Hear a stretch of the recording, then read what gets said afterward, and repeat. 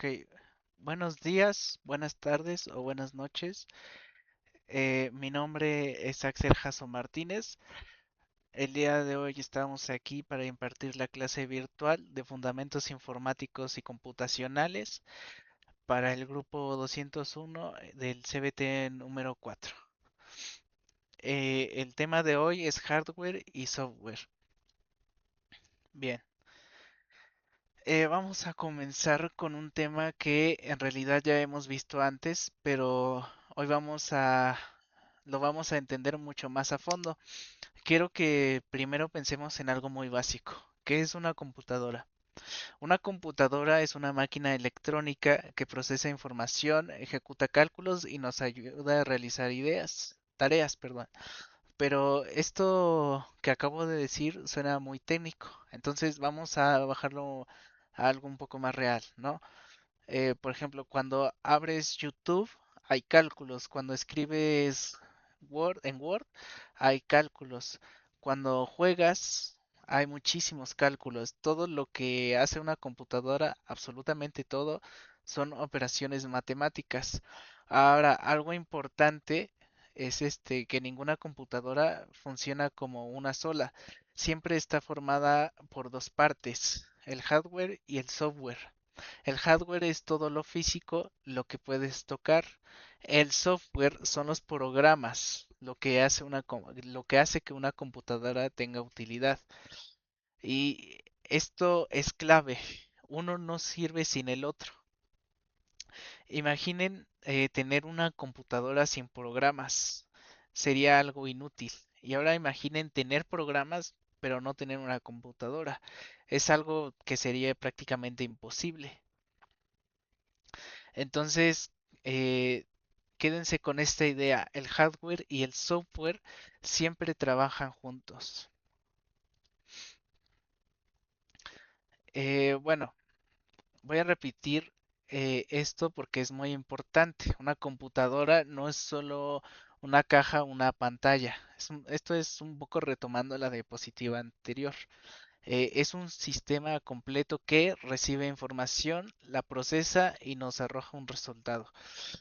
Y para lograr eso utiliza una parte física y la parte lógica. La parte física se le conoce como hardware y la parte lógica se le conoce como software.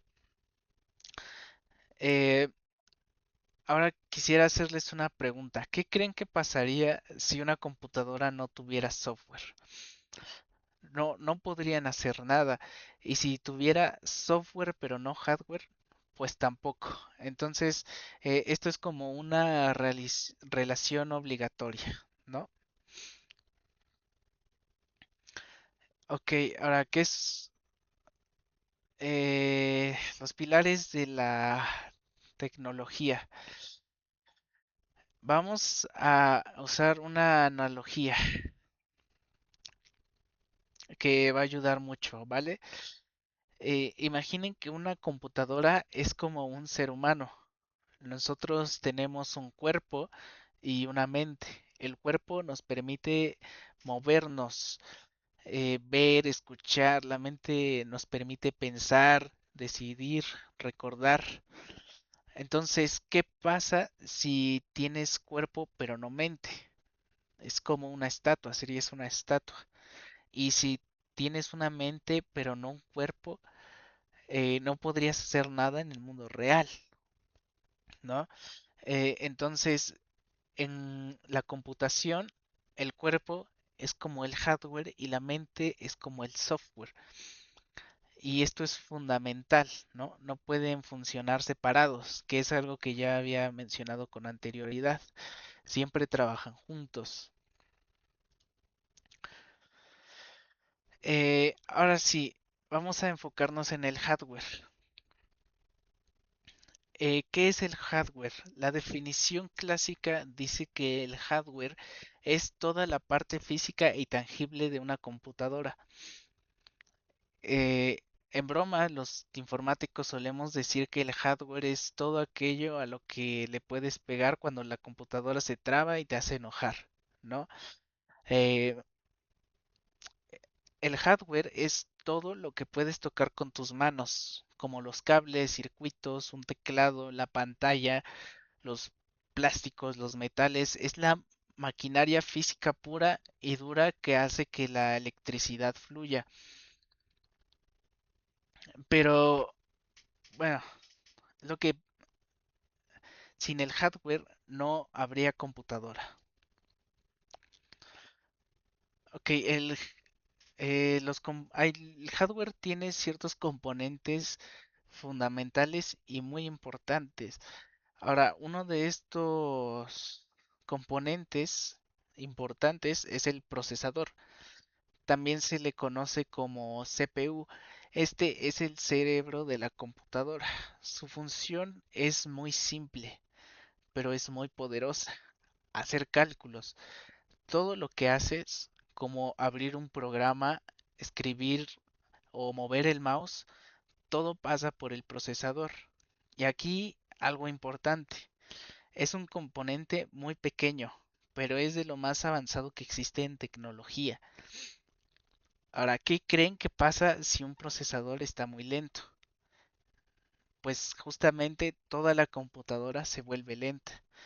Al el CPU resolver cálculos de forma muy lenta, toda la computadora se vuelve lenta. Ahora, la memoria a corto plazo, la RAM. Eh, Ahora vamos con la memoria RAM. Para entenderla, vamos a usar la siguiente analogía. Imaginen que están trabajando en un escritorio. El procesador eres tú y la RAM es tu escritorio. En el escritorio tú puedes poner tu cuaderno, tu celular, apuntes, anotaciones, lo que sea que utilices para trabajar. Entonces, pues, en consecuente pones todo lo que estás usando en ese momento. Si tu escritorio es grande, puedes trabajar con muchas cosas al mismo tiempo. Puedes poner diferentes cosas en diferentes partes del escritorio porque al fin y al cabo tienes mucho espacio. En cambio, si tu escritorio fuera más pequeño, no podrías poner tantas cosas y algunas se te encimarían, se te haría más difícil trabajar, ¿no? Entonces eso mismo pasa con la RAM. La RAM guarda la información temporal de los programas que tienes abiertos en ese momento para que el procesador acceda a ellos de inmediato. Cuando apagas una computadora, ese escritorio se limpia por completo. Ahora, ¿por qué creen que cuando abren muchos programas la computadora se vuelve lenta? Porque pues justamente la RAM se llena. Es como si tuvieras encimado muchas cosas en el escritorio y te cuesta más a ti trabajar, más ubicar dónde tienes las cosas con las que trabajas, en dónde está un lápiz, una pluma, en dónde está una libreta. Eso mismo pasa en las computadoras. Ahora, el almacenamiento, sea discos duros o SSDs. Siguiendo esta misma analogía de la oficina que mencionaba hace un rato, la del escritorio, si la RAM es el escritorio, el disco es el archivero. Ahí puedes guardar tareas, fotos, juegos, programas y algo importante, no se borra cuando apagas la computadora. Hoy en día usamos mucho los SSDs o unidades de estado sólido, que son muchísimo más rápidos que un disco duro convencional. El disco duro literalmente es un disco girando a todo el rato que es de metal, ¿no? Entonces tiende a ser más lento al momento de leer archivos y por lo mismo se usan más los SSDs hoy en día. El SSD funciona además como una USB, ¿no? Todo el almacenamiento es digital y por lo mismo tarda menos en leer archivos. Eh, Ahora, el almacenamiento pues es a largo plazo, pero el almacenamiento es a largo plazo y es masivo, pero es mucho más lento que una memoria RAM. Este, Bueno, ¿qué creen que pasaría si una computadora tiene poco almacenamiento? Pues no podrías guardar tantas cosas. Siguiendo la misma analogía, tienes un archivero muy pequeño que te permite justamente guardar menos archivos, guardar menos cosas. Todo estaría a reventar si tuvieras un archivero muy pequeño y muchas cosas guardadas, ¿no? Eso también podría alentar incluso una computadora. Ahora, la tarjeta madre. Este componente es el que conecta todo. Como dice ahí, es como si fuera el sistema nervioso de la computadora. Podrás tener un procesador muy potente o una memoria RAM muy rápida, pero no se pueden hablar entre ellos si no tienes una tarjeta madre que le dé soporte a estos dos componentes. Sí es importante checar que la tarjeta madre corresponda también a la capacidad que tiene la memoria RAM y a la que tiene un procesador. Ahora, la tarjeta madre también se le puede conocer como motherboard. Sin esta, pues nada funcionaría junto. Eh, Incluso podría hacerse una analogía con las carreteras de una ciudad, ¿no? Permite que el procesador hable con la RAM hable con el almacenamiento y que todo se hable con todo. Es literalmente el centro de conexión. Igual también lleva la electricidad de la fuente de poder a cada componente, ¿no? Entonces, bueno, ahora va lo que es el músculo visual, que es la tarjeta gráfica o GPU, ¿ok? Este también es un componente súper importante, ¿no? Este se encarga, como dice su nombre, de todo lo gráfico, ¿no? Nos ayuda a generar las imágenes en una computadora. Eh, Hoy en día eh, sí se ha notado un incremento en el uso de GPU, más que nada por las tecnologías que se utilizan hoy en día. A lo mejor no todo el público podría decir que usa una necesariamente, pero sí es importante ya para la tecnología que tenemos hoy en día y para el progreso que esta misma nos permite. Por ejemplo, videojuegos que sean de gráficos muy potentes requieren de una tarjeta gráfica dedicada y muy potente que dé el abasto para este juego o incluso para algunos programas de edición y de modelado en 3D. La tarjeta, mientras el CPU es el cerebro general, la GPU es como un cerebro dedicado exclusivamente a dibujar imágenes en la pantalla. Entonces, por ejemplo, si tú trabajas en Word, el procesador normal podría ser suficiente.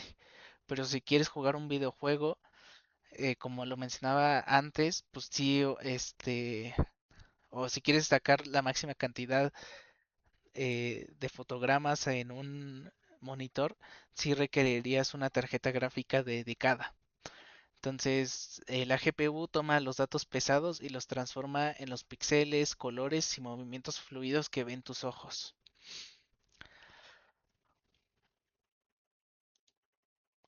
Ahora, dispositivos de entrada. Vamos, estos son los periféricos que toda computadora puede tener. Fuera de la caja principal tenemos los periféricos, que son los sentidos de nuestra máquina. Primero están los periféricos de entrada, que son los dispositivos que usamos para introducir información y darle órdenes a la computadora. Los más obvios son el teclado y el mouse, ¿no? Incluso podría ser como un micrófono, una cámara, ¿no? El micrófono recibe el audio y lo procesa de forma digital en la computadora. Entonces, ese es un dispositivo de entrada, algo con lo que nosotros interactuamos en el mundo físico que puede recibirse como una señal para que la computadora lo procese. Este, y pues a través de ellos le decimos a la máquina exactamente qué queremos que haga. También incluimos aquí micrófonos para ingresar sonido. Y bueno, las cámaras web también ingresan el video que nosotros le estamos proporcionando. Lo que sea que vea la cámara, pues se procesa de forma digital una vez la cámara lo capte. Y ya por último, los dispositivos de salida. Tenemos periféricos de salida. eh, si son como lo contrario a un dispositivo de entrada, porque esto es una vez que la computadora procesó nuestra información, necesita una forma de mostrarnos un resultado. El periférico de salida por excelencia es el monitor o pantalla. Si le pedimos a la máquina que sume 2 más 2, el monitor a través del monitor, la computadora nos muestra el resultado. En este caso, pues vendría mostrando 4, ¿no? Entonces, aquí también pueden entrar impresoras que sacan la información al mundo físico en papel y las bocinas o audífonos que transforman los datos digitales en ondas de sonido que podemos escuchar, ¿no? Entonces, estos son aparatos que cuyos datos nosotros recibimos son datos que la computadora ya procesó. Entonces, por ejemplo, con la impresora, nosotros tenemos un archivo en una computadora, en una PC, lo vemos, se puede analizar y nosotros lo podemos imprimir. Entonces, la impresora recibe la señal de la computadora y lo transforma a algo en el mundo físico, ¿no? Entonces, incluso podría ser también con las bocinas.